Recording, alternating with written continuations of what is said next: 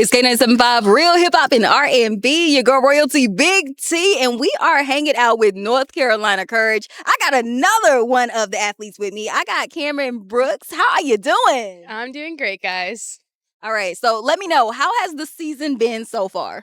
For me personally, I think the season has been good. I know that we were definitely striving for a better results as of right now, but we're we're meshing as a team. And I think with so many new girls coming in, I think we've just been creating such a positive community and growing together closer, more family vibes. I think it's going well. And how do you work with just getting new players? Because I'm sure it turns over every year. Yeah, actually, this is my first time here, so Oh. I'm the new one. I'm the one that's experiencing this. So I hope that again, from my experience, this has just been a great experience. And I don't think I would want it any other way for sure. All right. Now, what's great about you is you actually played in Italy. What is the difference between playing in Italy versus playing here? Um, there's a lot of differences. I think for me personally, of course, I'm in America, so everything is just better in a sense. I don't want to say that in a bad way, Yeah. but especially on the soccer side, there's a lot of differences. I think the way that the coaches go about preparing girls for the games or the way that coaches think about the games and then try to apply their tactics to the players is very different. But overall, I think both leagues were great, and I'm so glad that I was able to experience both. What would you say your experience overseas taught you leading up to being here? I think it just gave me a lot of understanding of the game. I needed to really grow as a tactical player in my thoughts. So I think that once I was able to go over to Italy and get that from my coach and especially get more playing time with my coach and kind of understand an Italian style of play, I think I was able to bring that and just put that in my toolbox and bring it back over to America and have that.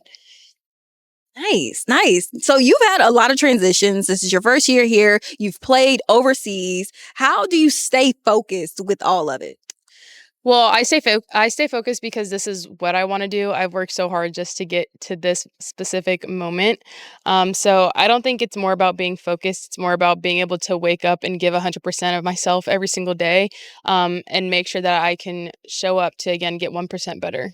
Ooh, and get 1% better. I like that. I like that. I'm telling you, you guys are just giving me t-shirt ideas today. All right. Just get 1% better. I'm putting that one on a t-shirt as well. Now, what is your mindset when you step on the field?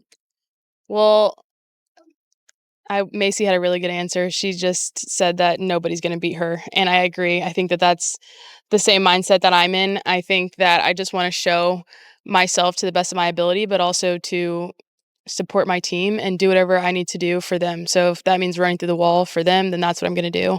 And really just putting my body on the line to make sure that nobody scores so my team can go home happy. Put smiles on my teammates' face like that, you know? There we go.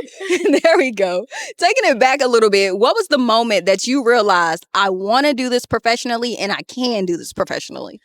I When I wanted to do it professionally was my senior year of college. So I stayed for 5 years because I had a COVID year, but that's when I was like, okay, yeah, I think I can go pro. And then when I knew I could do it, or when I was like, okay, yeah, this is what I'm going to do, was when I tore my ACL, actually, with 3 months left of my college career. So that was really hard. And it's like, not a lot of girls will be able to try to come back from an ACL, especially at that point in time when you're missing out on the draft experiences. And now I have to work 9 months not playing. And then after the 9 months, I still have to go and try to find a pro team. So I think that was the deciding factor of like you're either going to do it or you're going to hang up the cleats forever. So that's when I was like, yeah, I'm going to do this and I know I can do it.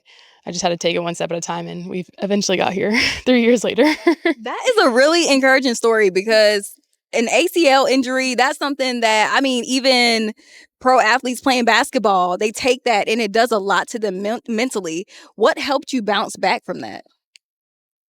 I always just remembered that today wasn't my tomorrow, and I know that that was very, very hard, especially when I had week 6 of laying in the bed and I had this machine just, like, pushing my leg up and down for me. I still couldn't walk, and I had a brace on my leg, but it was like I can see my knee, bending a little bit more every single day, and if I was able to hold on to the thought that today was not my tomorrow, what I was going through today wasn't what I was going to look like in a week from now and a month from now. And I was only imagining what I was going to look like in a year from now. So that really keeping a broader perspective of what my life can look like if I push as hard as I can with what I have right now was what kept me going every day. That's really good. And I'm not just saying that. Like, that's actually really good and really inspiring. So thank you for that. And for all those athletes that are out there right now, whether it be high school, whether it be college, and they want to go pro, what would you say to them? I say do whatever your heart desires. Not everybody can be the top 1%. I know that in my mind, I want to be the top 1%, but the only way that I can get there is to believe that I can get there and to push myself every day.